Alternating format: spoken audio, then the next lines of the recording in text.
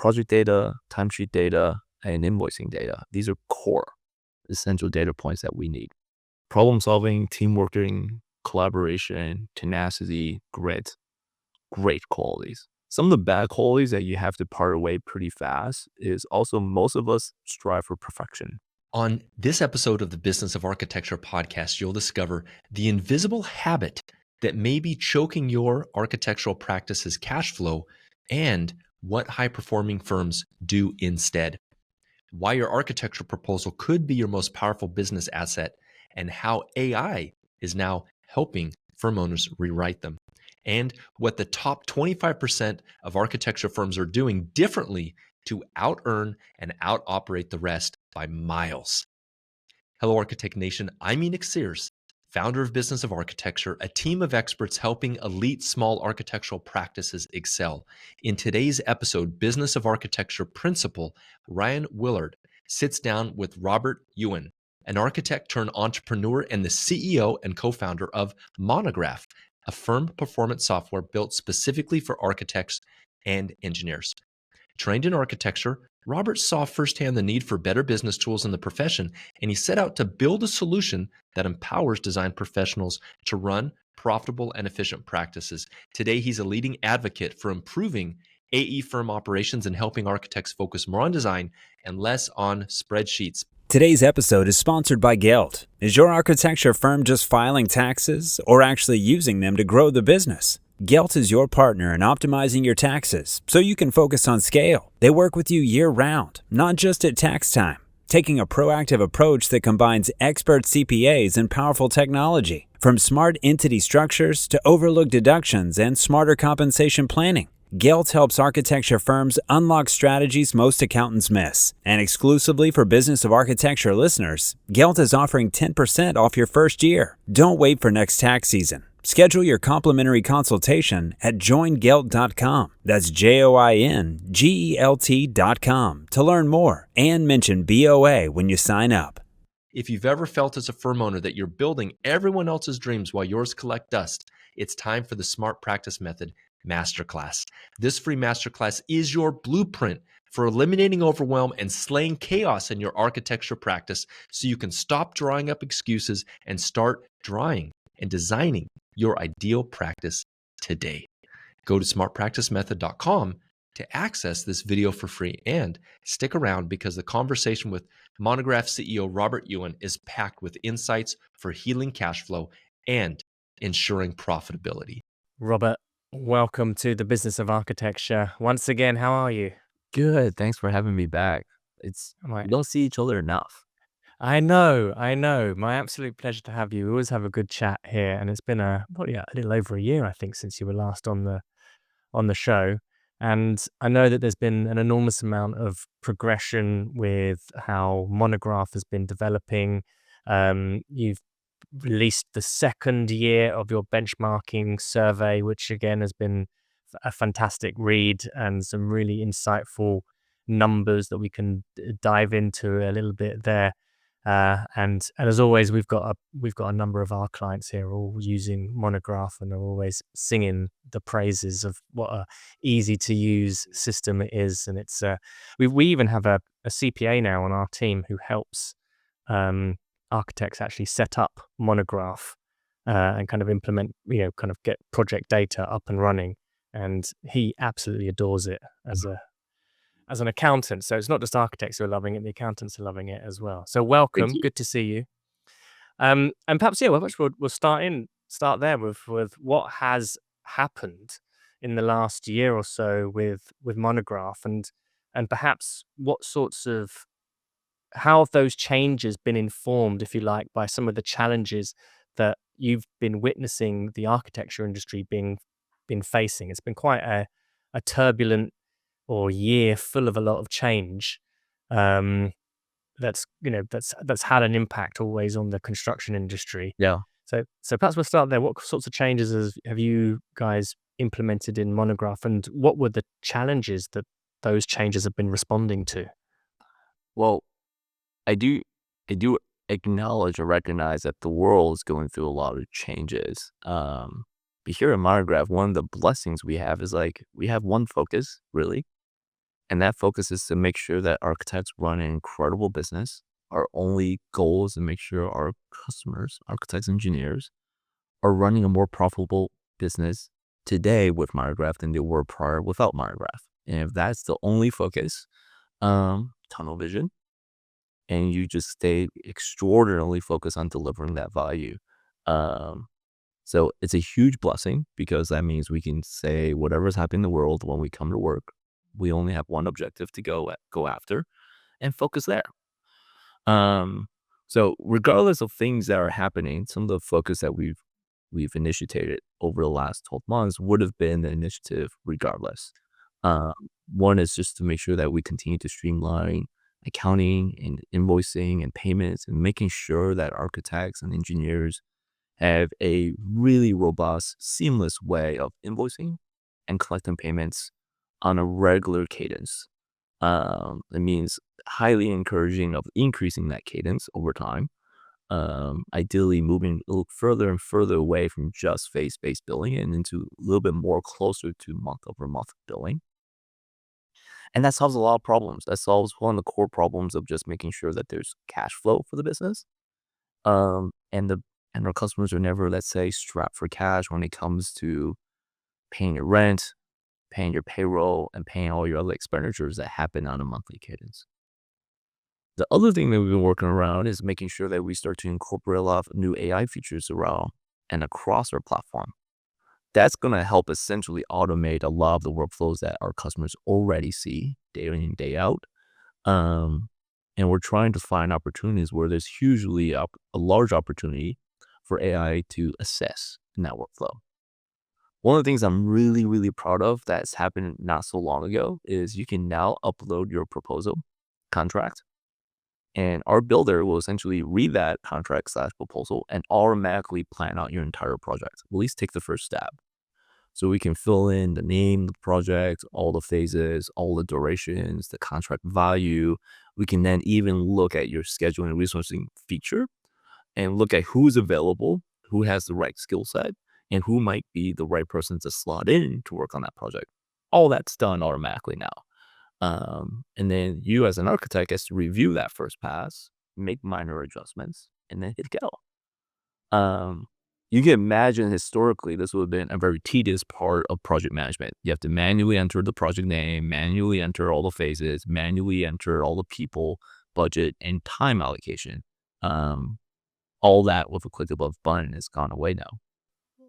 That's amazing. That's one of the interesting things, the kind of the data entry part of any piece of software kind of being reduced down to something almost frictionless, and just using AI to, give you a first pass of how the information can be organized is immensely freeing. It's going to free up a lot of time, and this is where our strong belief where AI has the most immediate impact on the industry. It's really just making the manual labor that we already have to do, and get it closer and closer to zero. I think it would be very hard to get to zero, but if we can make any type of significant gains, that's just time back for the day. So if you're a designer, that's more time for you to design, and if you're an owner, that's more time for you to move that time into more productivity work for you running your business. When you guys are strategizing over what pieces or which kind of things to innovate on or to develop more, how are you making those decisions? The So it's a fairly complicated way here at Monograph in terms of making those decisions. We look at a few different factors. First, we get a ton of requests from our customer base. So all that constantly gets categorized and get organized into themes. The second thing we look at is that, well, which themes are trending, which things are like most prevalent that our customers are asking day over day, week over week, quarter over quarter.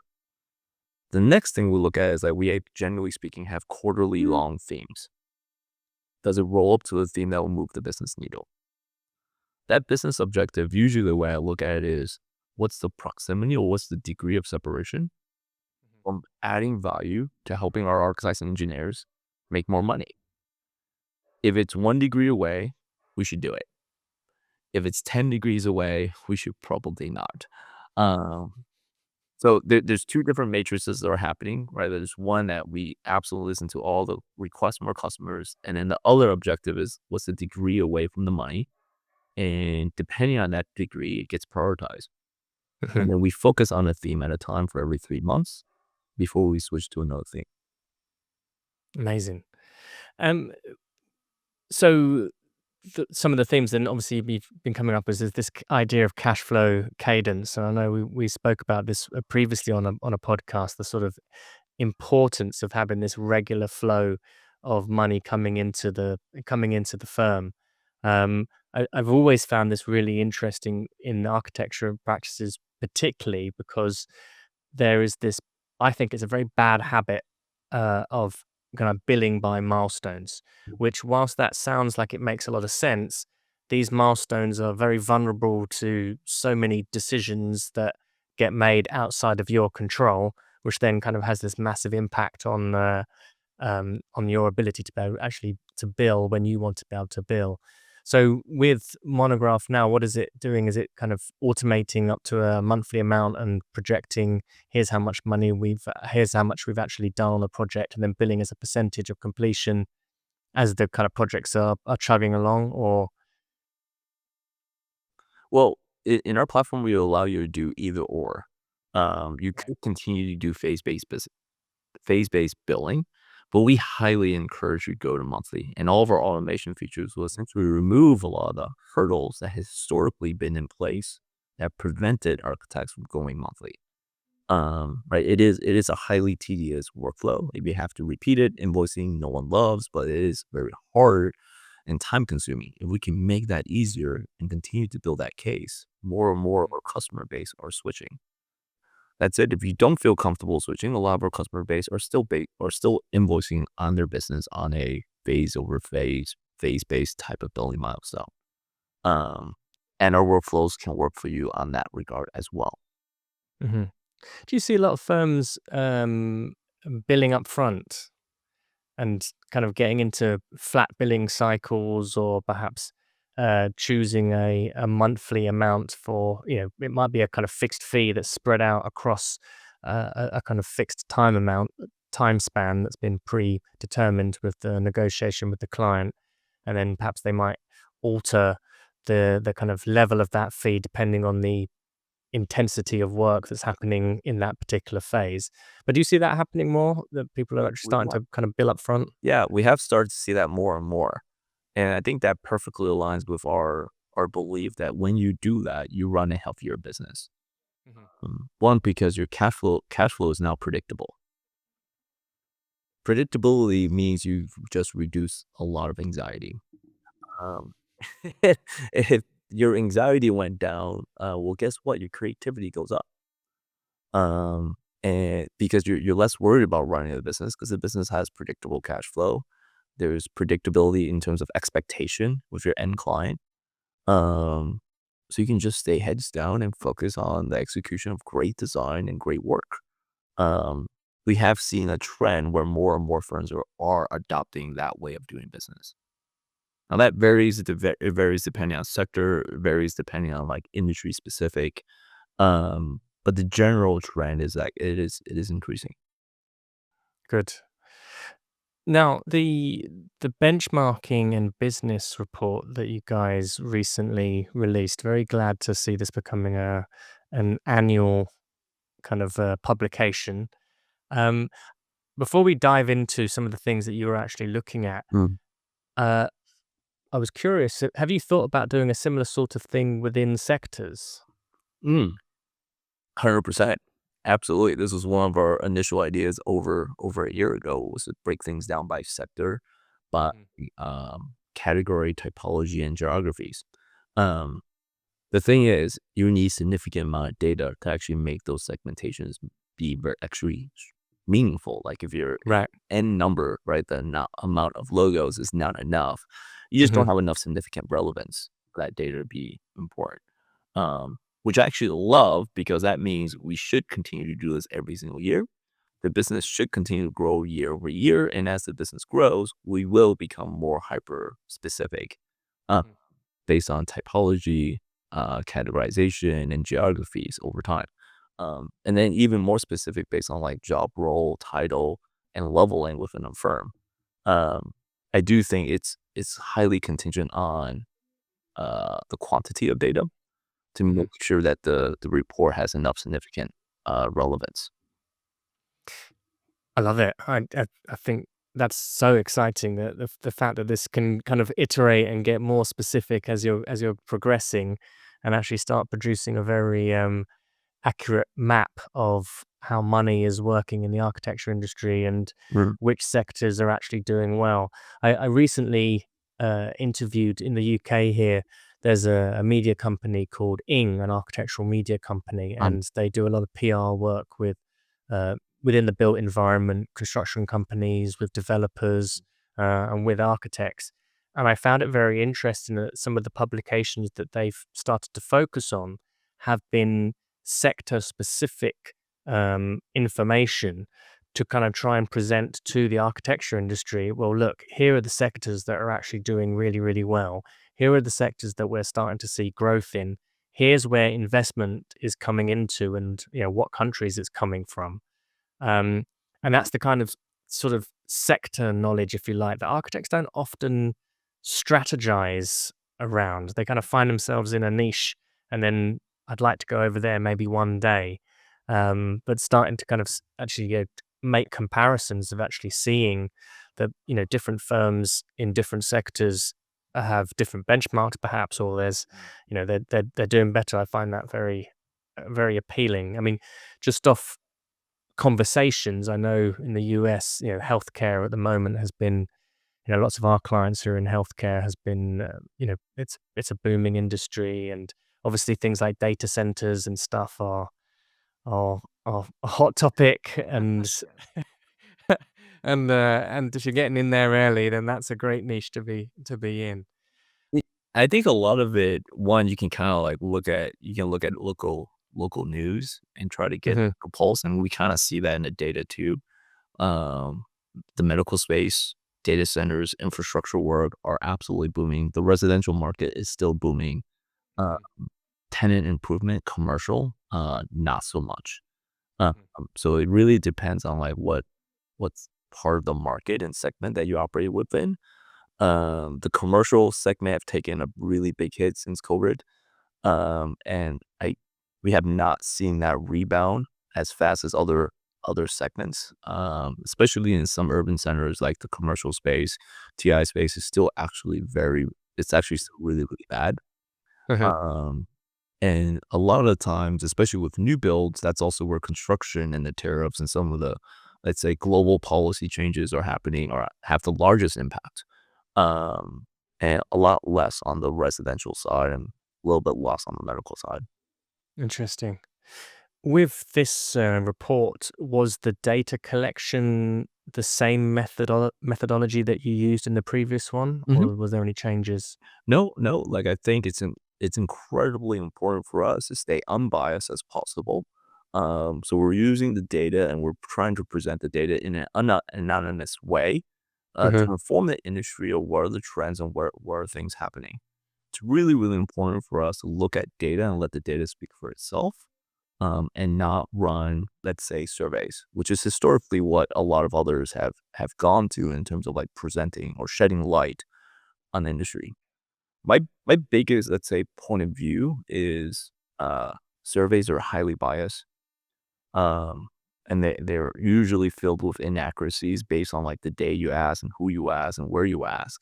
Um, and there's little, let's say, insight over like, well, who did answer and who didn't answer. Hmm. You don't even know if the data is actually, let's say, leaning in a direction or not. Those who choose to do the survey are like they're performing at a higher level, perhaps. It, for example, like I know a few other surveys that happen on a regular cadence. Generally speaking, only as enterprise large firms. So it'll look like the billing index Right. is trending down, but like, look, if you're a big firm doing a lot of commercial and TI work, it's kind of expected that those segments are actually performing pretty negatively. And you will then present a light on the industry that like the entire industry is trending down, which is not true. There are segments that are absolutely booming and there are segments that are absolutely not. it isn't a very accurate picture and even further away from the truth if you're doing it as a survey. So perhaps we could revisit what was the data capture that you guys use. You're using data that's coming kind of back end from Monograph Right. itself, from thousands of users that you have. Correct. We look at the thousands of users and firms that we have. They employed well over 12,000 employees, primarily only in the United States, within a customer segment that employs anywhere from 4 employees all the way up to about 50 employees. Um, so we're really upfront in terms of what that data look like and what our segmentation looks like. It is interesting what you were saying about how, when you do a survey, all these kinds of inherent biases with it. I Mm. mean, I recall a few years ago, we conducted a survey ourselves on kind of fees and salaries, and just one of the kind of practicalities of trying to deal with so much numbers was just, well, if we were asking people to write in a number of like actually what they got, it became very complex on our side to process the numbers. So we had to choose, are you earning between 0 and 100,000? Are you earning between, and it, all of us were like, that's something about that doesn't feel right. Right. It's because you're missing out the kind of, it was almost like it became really pixelated.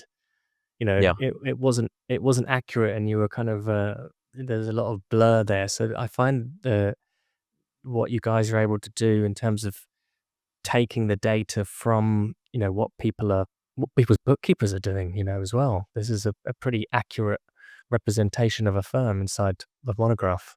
Accuracy is really, really important. Like if you did run a survey between 0 and 100,000, like you might just say, well, the entire industry is between 0 and 100,000. Like that's Yeah. not quite that useful. Like what you rather want to know is, well, how much of the industry is actually between 50 and 80? How much is actually between 80 and 100? Uh, and then slice it again based on role, to kind of figure out what's the progression from, like, let's say a very junior role to what a senior role is in terms of what your pay bands look like. Um, you can't run that analysis if you weren't accurate. And you can't be accurate if you ask someone how much do they make. It's a lot more accurate once I will look like we'll just look at what your payroll run is, and then we know what title is. We can anonymize all the data so no one knows.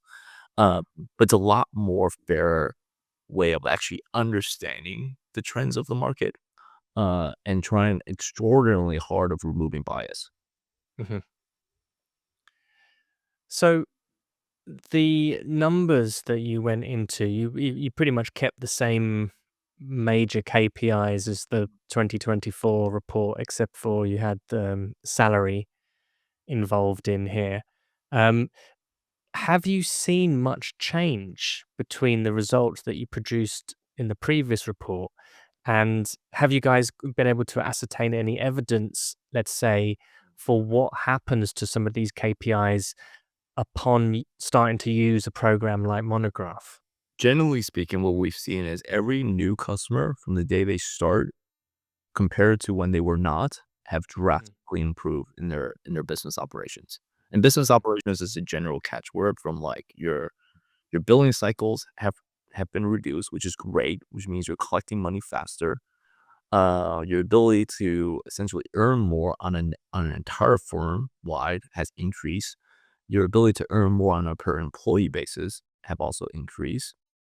Your your ability to essentially realize that cash, utilize your time, everything has increased. What we also realize is the companies who are using Monograph more versus companies that are using Monograph a little less, was a huge delta in differences in terms of like their net new operating performance. So this the biggest separators from like a high performing firm and an average performing firm on Monograph, uh, has a correlation to how much you use Monograph. Are there particular features or things that people are using Monograph for that make a disproportionate amount of difference? Or Really good question. Um, Not specifically. So like right? the way that I've and the team here have approached building Monograph is we think of it as an operating system. And an operating system can only yield maximum potential if you use the entire operating system. If you pick and choose parts of the system to use, you actually don't see as significant impact than using all of it. It's no different. Like the value of being of an iPhone user, well, you get incredible amount of value being on the iPhone, being an iPhone user, but you get substantially more being in the Apple ecosystem. Right. Like I can pair with my AirPods instantly. I can do iMessage on my laptop. My laptop and my phone copy paste. I don't have to click extra buttons. Like it just works seamlessly. Monograph's approach is very similar. Like for you to see maximum return on your investment, you should try to think of us more as like an operating system, and use everything we have to offer. Picking and choosing is, let's say, a very dated way of like understanding how to leverage software. And we highly encourage our customers to use as much as you can. How would you describe are the kind of main domains which Monograph is interacting with in a firm, like the sort of main areas that it's really powerful in? Hmm. Well, we can't be powerful if we don't have information to be powerful with. So the first thing we gotta solve is just make sure we have enough of data that we can be of service to you. That starts with time tracking. I know it's not a topic that most architects like to talk about, but It's not a sexy topic, it's is it? not. Um, but it is critical for us to at least we have to have indications of where your time is being spent, so we can help guide you on where that time, the utilization of that time, if it's appropriate or not. It's no different than if you go to the gym. No one really likes counting your reps and your sets, but you kind of need to count your reps and your sets, so you know if you're training better or not. Like you gotta establish a baseline. Um, so project data, timesheet data, and invoicing data. These are core essential data points that we need. And the time tracking input on Monograph is, um, are you seeing people use like plugins like MemTime and other things like that, or has the capacity for filling out easy timesheets kind of that's advanced in Monograph? I know previously you guys used to have it was like a little stop clock counter on each Well, project, right? yes. So we have the stop clock feature. We obviously have the traditional way of entering your time. We spend a considerable amount of our energy making sure that that process is really, really seamless. To date, we don't have integrations with other third-party tools yet. I don't see that as a likelihood going forward. We continue to iterate and make sure that we're world-class, best in class, in making sure that the experience is enjoyable. Because I believe if that experience is enjoyable, you will use it. And I believe if you're looking at something that's ugly and not, let's say, an enjoyable experience, you won't do it. So we're going to continue to like work towards that North Star.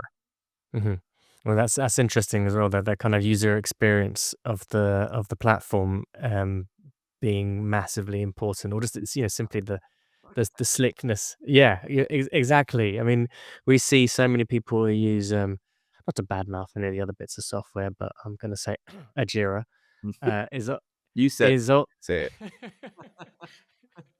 so I've heard. Often it can be very overwhelming with the amount of information that's being sort of displayed at one time. And actually, architects are very visual creatures, obviously, and being able to distill that into something that's visually palatable. Again, it actually increases your enjoyability of using the software all over. It's incredibly important, right? Like we see it in everyday tools we use today, right? From the laptops and the phones that we buy as devices to the TVs we use. Like, user experience absolutely matters. And I believe actually any company today that's in our space, the architecture, engineering, construction space, that probably predates 2000s, um, is just historically behind, and they're suffering greatly. Not their fault. The businesses started at a very different time. So Going back to this report, some of the kind of numbers that you were looking at, you stuck with the net revenue per full-time employee. And again, kind of that upper quartile, it's the same sort of things that we've been seeing, that above $200,000 per full-time equivalent employee.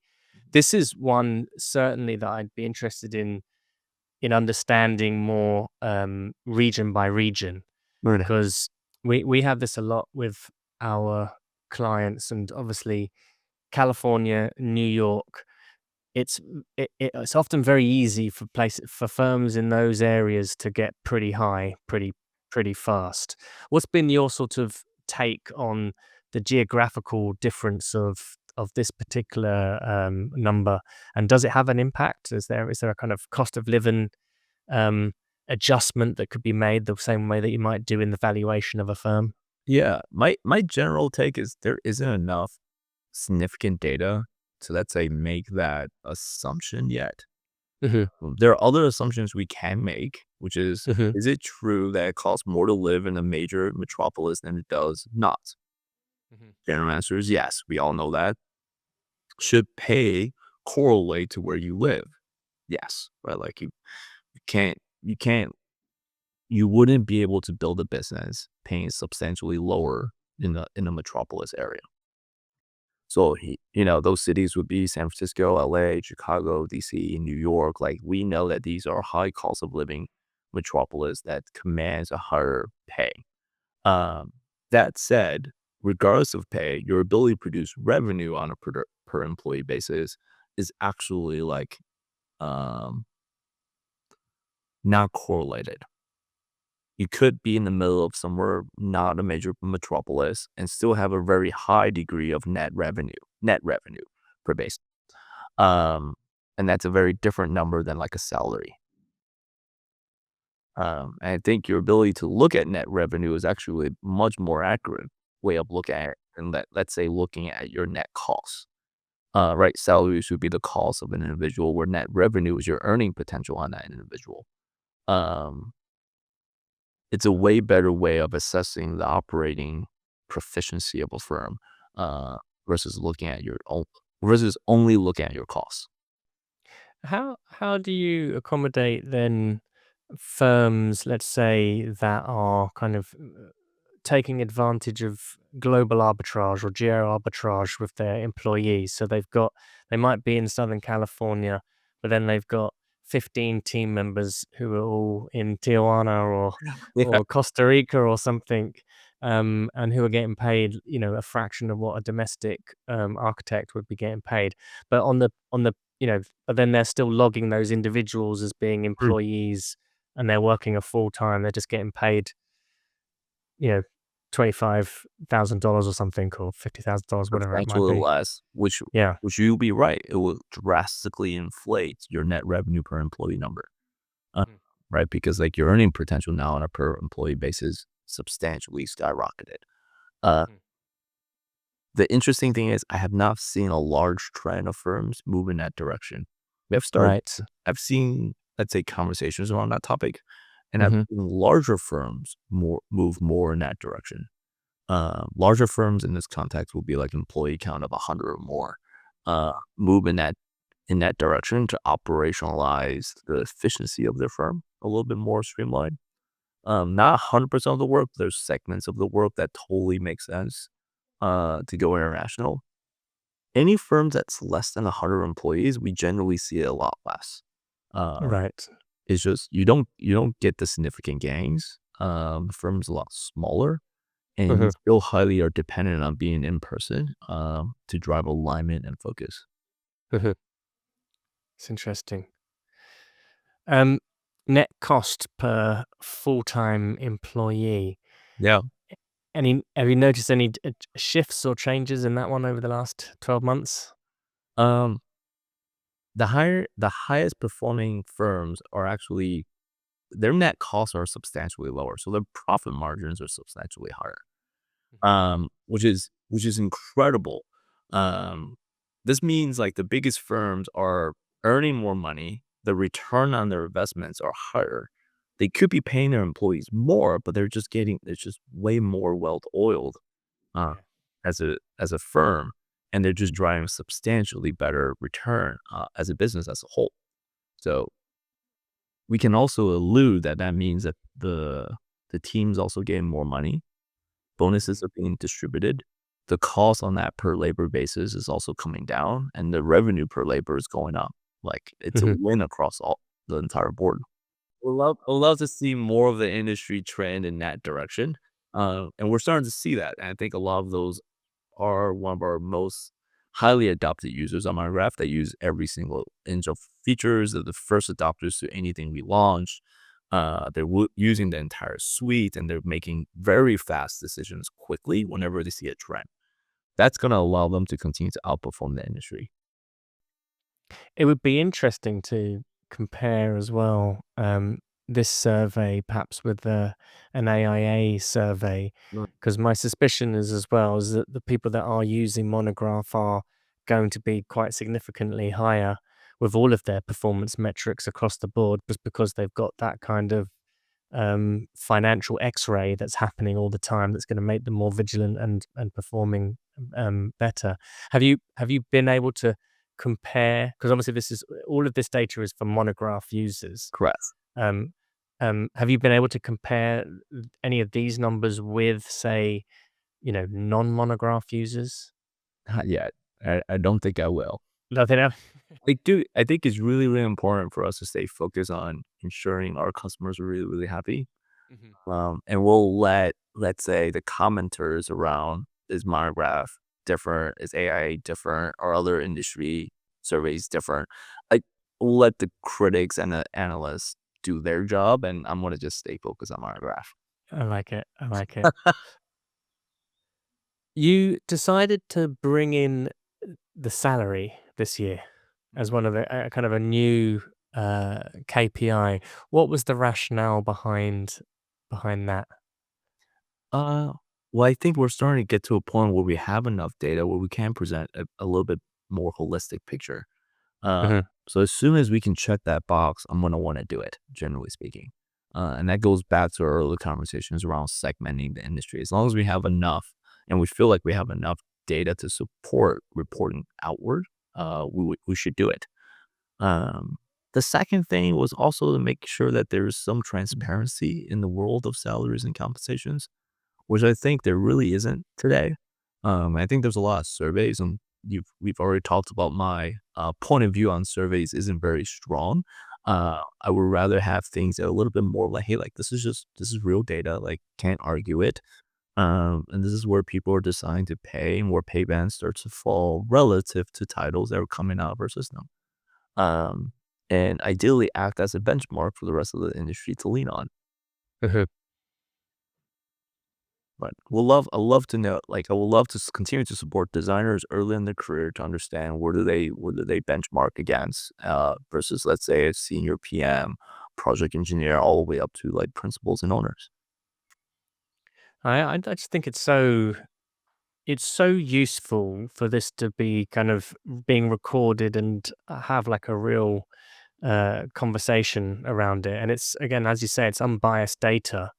And these reports are now there for team members to be examining and asking questions, and then kind of, you know, even going up to their bosses and say, hey, we're not using any of this kind of software, and like we're all significantly getting paid less than what these reports are. I like that possible tension that these reports can bring up from the employees.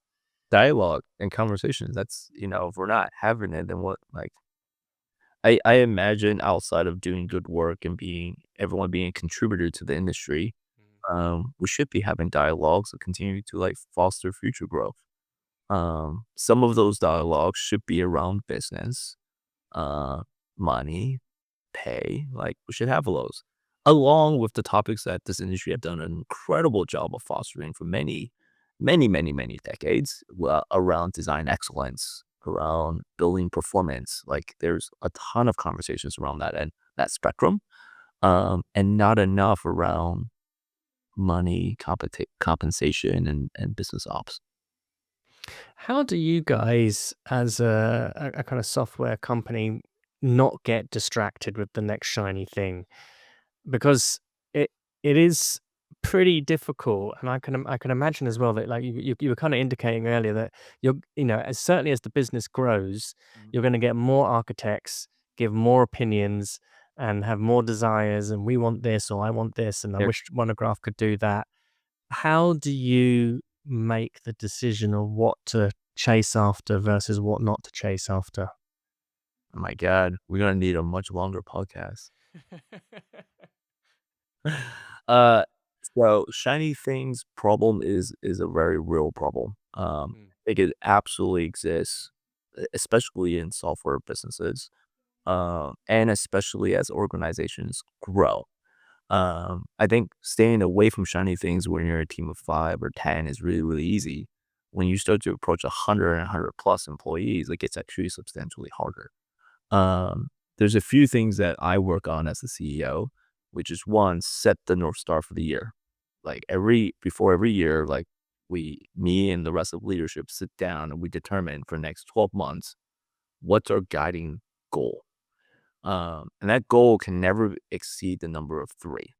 Right? Like anything more than 3, you essentially have done a poor job of setting focus. Um, 3 or less, ideally, is best. 1 will be phenomenal, but that's usually incredibly hard to have just 1 focus for the entire year. So you sit down, we have a discussion. What are the 3 things maximum that we can focus on for a duration of 12 months? We set it in stone, and we derive our entire 12 months focus off of those themes. Then my job for the rest of the year is be the police. Um, like one of you kind of set the guardrails, and like occasionally you get teams that are a little bit outside those guardrails, and like, yeah, remind like the teams of like, hey, like it's not focus, and it might be very painful to work on things that we might feel is very urgent. But we should absolutely use terminologies internally very specifically. Is it important or is it urgent? It can be both. Um, but we should be very clear, because if it's urgent, we should do it now. If it's important but not urgent, we have to put it in the queue. Um, because like it's important. We're going to absolutely acknowledge that it's important. But if it's not going to be in service to our focus for the year, um, we have to deprioritize it. And we have to believe by driving extreme focus, we're going to yield the maximum amount of results and the maximum amount of value for our end customers. If we don't believe that, then we should deviate from the plan and do everything. But we strongly believe that focus drives the maximum amount of value, and that we can only do something well by solely doing it all the way. There is an analogy where you're just spinning too many plates, and you're not going to do anything well. If you do everything all at once, you're not going to do anything well. Then we become a company that's essentially averages across the board. We don't want to be that. We want to do an extremely good job, which means constant reminders. I say no to a lot of things as part of my job. We do weekly all hands across the entire company to drive and reinforce that focus. We set new KPIs internally every year in terms of what's the thing that we want to measure against and move that needle. And we have to set a target. Target always has to have a number, because you need to know if you're doing well or not. And how do you set your sights on kind of scaling? Are you kind of solely focused on kind of serving within the architecture industry and perhaps like kind of adjacent professional service firms that could be comparable, like engineers, like designers? Um, or do you see there being kind of capabilities to go outside of that kind of traditional sector typology? Or again, would that be a sort of chasing the shiny thing Mm. strategy? So it's really important for everyone to understand, like, Monograph's company-wide mission is to be an end-to-end system of record. And the way I define that is, we want to start where a building starts at the very beginning, and we want to be there when the building is completed and people are moving in. Um, Anyone who's not involved in creating a building or part of that vision of end to end, we don't touch ever. So In your example, you might say like, oh, like our lawyers and other professional services similar and could be, let's say, customers of Monograph. Though that might be true, we will never go after them because it does not serve a long-term vision. What we are going to do is continue to figure out how do we involve more of the engineers to collaborate on Monograph? How do we solve a procurement permitting process problem? Eventually figure out how do we continue to work with general contractors and subcontractors, make sure that the billing gets executed correctly and on time. Because the goal is to go end to end from when an idea just sparks all the way to the day that people are moving in. I love it.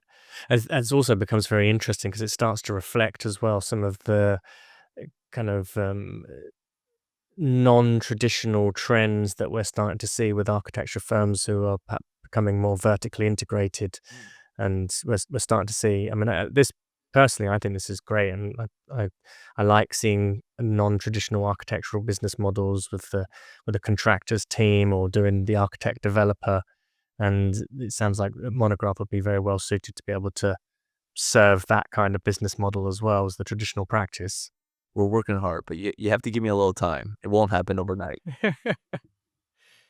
So tell us a little bit about the actual kind of business of Monograph, and I know you guys. I saw on LinkedIn not so long ago that you'd received another round of seed investment, and I think this is really interesting and quite a sort of entrepreneurial accomplishment of, that I don't think people perhaps realize, but certainly might not in the architectural world Really? realize the enormity of what you guys are doing. And for me, it's really fascinating because I speak to a lot of I've spoken to a lot of startup software companies Really? on the podcast, and I hate to say most of them don't last, and they go through this process of doing they have one round of investment. Normally it's a kind of friends and family round of investment, and they get a few $100,000. They develop something, or maybe the architect teams up with the software engineer, and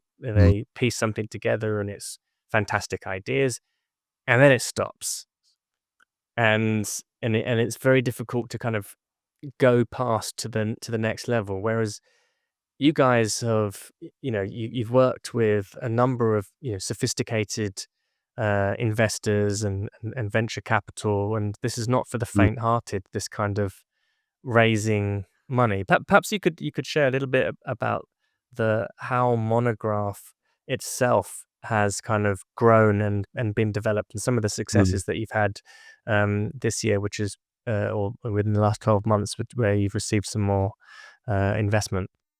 You must notice all the gray hair that I've had since the it is absolutely not for the faint of heart. Though I absolutely encourage more and more startups to start in this space because there is a lot of problems across the entire AEC that could be solved with technology. That said, I also equally discourage anyone from being the CEO and founder, because it is the stress and the anxiety. Like, here's a few North Stars that I hold true. I want to build an incredible business. I am also responsible for everyone I hire. I'm responsible for your salaries. I'm responsible for you taking care of your family. I'm responsible for you coming to work and enjoying the work that you do. I'm responsible for creating an environment that fosters excellent creativity, and excellent focus around the mission and vision that we have to go achieve. Then I also have to make sure we don't run out of money and we continue to have money so we can foster that reality for many years and many decades to come.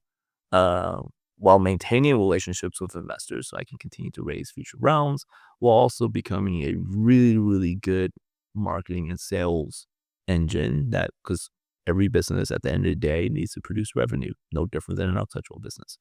Mhm, Uh, this job is the worst. Uh, like I think you have to absolutely understand that going in. So you can set personal expectations. So like it's not going to be easy. mhm, But I do think there's a lot of problems to solve, and this is an incredible time for a lot of startups to start. To date, we've raised, I believe, 4 rounds, a seed, an A, a first B, and now a second B. The last round happened in November of last year, and that was a $20 million round, as you pointed out. And in all time, we've raised over 50 million now. Wow. Congrats. That's amazing. Well, it's a lot of work, and it's the result of an incredible team working together. Well, I guess as well, the more that it gets raised, the software kind of keeps on evolving in leaps and bounds. And then there is this kind of mounting pressure as well, as the more that you become the backbone, not to put any more pressure on you, Robert, but the more that you become the backbone of all these thousands and thousands of businesses, like there's a tremendous responsibility to like keep it moving. Because if the business suddenly goes awry, that's like if you've now become a real sort of lifeline in so many organizations, like they're depending on you. Nothing will make me more proud to play such a meaningful role in our customers. And I think you're absolutely right. Like when a business starts, as you point out, like you see a lot of companies that start and you might have 0 customers. So your first problem is going from 0 to 10 customers. Then you have to figure out how to go from 10 to 100, 100 to 1,000, 1,000 to 5,000, 5,000 to 10,000, 10,000 to 100,000. And the more you grow as an organization, naturally, the more customers you have, and the weight you bear increases exponentially. This is also why you can say startups move really, really fast because, well, the impacts are on a very small group of customers, where big companies move really, really slow because every decision now impacts hundreds of thousands, if not millions of customers. Um, the weight of the decisions are not the same, and they kind of correlate to the scale of the business. For you personally, as kind of having straddled both domains of being an architect and then now being a software CEO, what kind of skill sets from being an architect have you found being tremendously valuable in the way that you approach business, and which kinds of mindsets have you felt like you've had to let go of? I think as a architect, trained as an architect, worked as an architect, been around, even my wife and everyone who's dear to me are from the profession. Um, we're really good at solving problems. Like I've never met an architect who's not good at solving problems, or at least have a strong opinion on how to solve a problem. Uh, so like solving problems is inherently part of our DNA, which is a huge benefit for being in the role. Like, did you face problems every single day and you got to solve Mhm. problems? Some of it very elegantly, some of it not so elegantly, but at the end of the day, you have to solve a problem.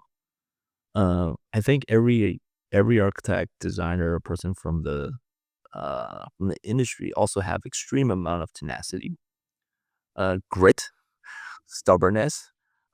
These are qualities that are exhibited across the entire industry. That actually are very good qualities for a startup founder. Like on your very worst day, you need to lean on some of the qualities that got you here in life, and that is, doesn't matter how hard it is, I'm gonna wake up, I'm gonna go do it. If I got to pull an all-nighter, then you pull an all-nighter. If you got a deadline that's 10 hours away, you do what you got to do to get the job done. These are qualities that I have seen in every architect I've ever met. These are really, really good qualities. Problem solving, teamwork, collaboration, tenacity, grit, Hmm. great qualities. Some of the bad qualities that you have to part away pretty fast is also most of us strive for perfection. Um, that's the first thing that you have to let go. There is no such thing in reality in tech. Like everything is an iterative process. Um, it's okay to get things wrong as long as you know why you got it wrong. It's actually better to know why you got something wrong than to not know at all. So I think like understanding that you have to put perfection behind for the purpose of understanding if you are even in the right path is a quality that most of my friends have struggled with. And Hmm. even myself, it's extraordinarily hard to say. It does not have to be perfect. I would rather know if I'm directionally correct than not. Um, let's put it out there. it doesn't really apply to architecture. At the end of the day, you're responsible for making sure that a building stands up and people are occupying it safely. You don't have an iterative process of figuring that out. Uh, like you don't have that luxury. I think with software, it's actually quite lax in terms of like, hey, like we can push out a design, and if it works, phenomenal. If it doesn't work, our customers will tell us, and then we'll fix it, and then it'll be Hmm. fixed within like a day, and it'll be totally fine. Um, you can't do that with a building. So there are inherent constraints and benefits that are on the software side that you can't replicate it on the architecture side. I would be very scared with my life if an architect told me, say, "Hey, I'm gonna iterate on if this building can stand up or not." I was like, "Oh my god." Like, Wait, not now. well, like I don't know if I want to be the first one in. Like, I'll wait a little bit. Um, it's just the Yeah, it's not a fail fast, fail forward no. situation when it comes to something standing up. And I see that as a problem sometimes where a lot of other industries try to incorporate a lot of, let's say, tech philosophies. And some are really, really good. But some are just like not industry specific. Like it won't, Hmm. you can't apply it. The risks are too high. Can you imagine a doctor operating on you saying like, I'm gonna iterate my way through this surgery? Like, oh my God, like, no, like, like you shouldn't do that. Yeah, no, exactly. There's it's too much, yeah, too much at stake to be making a mistake when Correct. it's when it kind of certainly when it enters into that domain of it being in the real world, something Yeah. physical, something manufactured, something built. But because that's one of the biggest differences between, let's say, operating on the tech side of the industry versus operating within the AEC side of the industry, it is also one of the areas where most people struggle with in that transition. Uh, Hmm. because like, look, like your risk profile for everything you do now is significantly dropped. You could iterate through a lot of things a lot faster. The good things is I believe most architects and designers are equipped to doing it. The only thing you have to remember is you have to go back to studio days. You have to go back to early education where like this is absolutely the way you design. It's an iterative process in terms of like figuring out how to solve a problem where the Sure. stakes are low and you can iterate through many levels of trace paper and design and 3D models to kind of like come to a conclusion. If you can remember and live those days again, I think you do just fine. How obviously we're kind of entering into this, really interesting era of AI being integrated into absolutely everything, every moment of the day. And so much, so many unknowns, so much speculation about its potential. Number one, how are you partnering with AI in the development of Monograph and the growth of the business? And then secondly, how are you, let's say, integrating AI actually into the software itself for usage with architects? I know you mentioned a little bit earlier about how it was kind of using it to be able to do a first draft of a project from reading the proposal. But yeah, how are you kind of using it as co-intelligence for the business and for actual development of the software itself? And then how are what's exciting you about actually integrating it into the software itself? Well, one, I do believe that the future, regardless if you like to admit it or not, involves AI in our lives. And we can all debate on like what's the spectrum of how much is involved versus how little is involved. But generally speaking, it's going to be involved, and that's already true today. Um, I think what's exciting is one, there's incredible foundation model companies out there that already exist that are growing extraordinarily fast, so that we don't have to be the foundation model. So examples would be like the OpenAI, Google's work, Microsoft works. There's a lot of businesses that are completely focused on foundation models. What they lack are specific data points in terms of how those models get applied. So that's where Monograph as a company and other companies starts to come into like we can incorporate our own data set, and we can use those data models, large language models, to essentially inform how does our customers reap the benefits of our unique, specialized, and verticalized data points. Mhm. Then we move on to the next set of questions is like, well, what do we build? How do we build it? And what is it in service for? I think in those lines of questioning, it's really, really important to remember our only job is to help architects make more money. And we can do that by essentially automating some of the workflows that are extraordinarily archaic that historically couldn't be automated, but now can. We should also use AI to essentially give leading indicators. So let's say directional in terms of like, well, your project's tending this way, employees and performance data are trending this way. Here are suggestions in terms of like what you should do next before things go really, really bad. These are intelligence that can be baked in to the system that are essentially driven by our AI models, looking specifically only at your data point to give you very specific point of view in terms of how to navigate the coming weeks and coming months. Historically, you would have had to hire a COO or a business consultant to essentially analyze all your information, analyze your financial reports, be post data about a quarter, then tell you what you to do next. I think AI is going to completely change all that and can give you that in real time.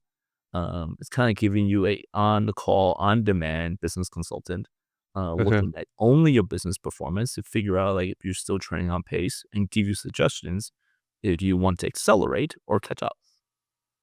But I think the way we would continue to look at AI is where can we continue to automate workflows and where can we continue to be in service to help our customers make more money. I'm not so interested in creating a chat, right? Like, I think that adds a little less value to our industry. Unless it's talking to your data, that makes it significantly a lot more value. If you can say like, hey, like I need a report for the last quarter. I want to know where I'm doing bad, what I'm doing good. Give me 5 recommendations on what I can do to fix all the bad things. Give me 5 recommendations on what I can do to double down on good things. Go. That would be a world that I think is actually very near and coming soon. I think AI will also play a huge role as we move out of professional services and into, let's say, permitting applications and things that are essentially like a massive workflow clog. Huge amount of human labor, huge amount of, let's say, energy spent on assessing if a project meets the criteria or not. So here there's code compliance, there's building permitting compliance. There's a lot of workflow there that historically has had to be utilized with a lot of human labor that I imagine over the coming quarters will be significantly improved. Fascinating. Also, not an area where Monograph is primarily focused on, but I do think AI has a huge impact on moving the needles there. And I think there's a number of other businesses that are really focused on streamlining that part of the equation. Yeah, no, I think it's quite extraordinary what's the kind of what the future holds and what's actually possible. I was reading recently an article, I think it was in Chile, where there was a local jurisdiction who had kind of granted the first planning application permitted solely using AI. So kind of actually going through lots of reference data, and I mean that would mean such a massive breakthrough for the built environment as a whole, to be able to have the speedy permitting process, and just kind of reduce this big question mark that happens. That we talk about cash flow cadence, then you've got planning, which is the piece, one of the notorious pieces for making a mess of that. It's always an absolute delight to be speaking with you, Robert. So I really appreciate your time this afternoon. And digging deep and showing us a little bit more about what Monograph is up to, and how I love your relentless focus on the mission of just making architects more money, and that's really what this is all about. Both of the conversations that we lead are about putting more cash into the pockets of architects because they know how to spend it very nicely. Hopefully on better design, growing the industry, like the impact of that decision means the entire world gets better. So I feel incredibly excited as long as I can contribute a little bit towards making sure the firms are a little bit more efficient. The result of that is a much brighter and better world. Absolutely. All right, and here's today's smart practice tooltip. If you're still handling scope creep, one awkward client conversation at a time, grab the gauze because your firm is likely bleeding money. And guess what? You're not the only one. Without clear systems, it's easy for your team to send mixed messages, fail to charge for changes, and rely on you to plug the leak. The Scope Creep First Aid Kit was developed to help you solve this and empower your team to stop the bleeding and boost your margins, all while giving your clients an excellent experience. You can get the Smart Practice tool 100% free by going to businessofarchitecture.com/creep. That's CREEP. And thank you to our recent listeners who left reviews for this podcast on iTunes. Your reviews help others find this podcast so this rising tide raises all boats. To be acknowledged on the show, open up the podcast app on your iPhone, search for Business of Architecture, and after clicking on the show, scroll all the way to the bottom to leave a review. Today's episode is sponsored by Gelt. Is your architecture firm just filing taxes or actually using them to grow the business? Gelt is your partner in optimizing your taxes so you can focus on scale. They work with you year-round, not just at tax time, taking a proactive approach that combines expert CPAs and powerful technology. From smart entity structures to overlook deductions and smarter compensation planning, Gelt helps architecture firms unlock strategies most accountants miss. And exclusively for Business of Architecture listeners, Gelt is offering 10% off your first year. Don't wait for next tax season. Schedule your complimentary consultation at joingelt.com. That's JOINGELT.com to learn more and mention BOA when you sign up. Today's episode of the Business of Architecture show is sponsored by Smart Practice, the world's leading step-by-step solution for small architectural practice management for owners who want to structure their existing practice so the complexity of business doesn't get in the way of the architecture. Because you see, it likely isn't your architecture skills that hold you back as a firm owner. It may be the business aspects of running a practice, dealing with projects, with people, dealing with clients, contractors, and money.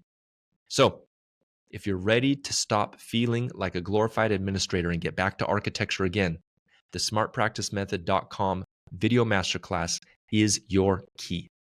And as a reminder, as we finish up today, the views expressed on this show by our guests do not represent those of the host, and we make no representation, promise, guarantee, pledge, warranty, contract, bond, or commitment except to help you lead with freedom, fire, and flow. Carpe diem.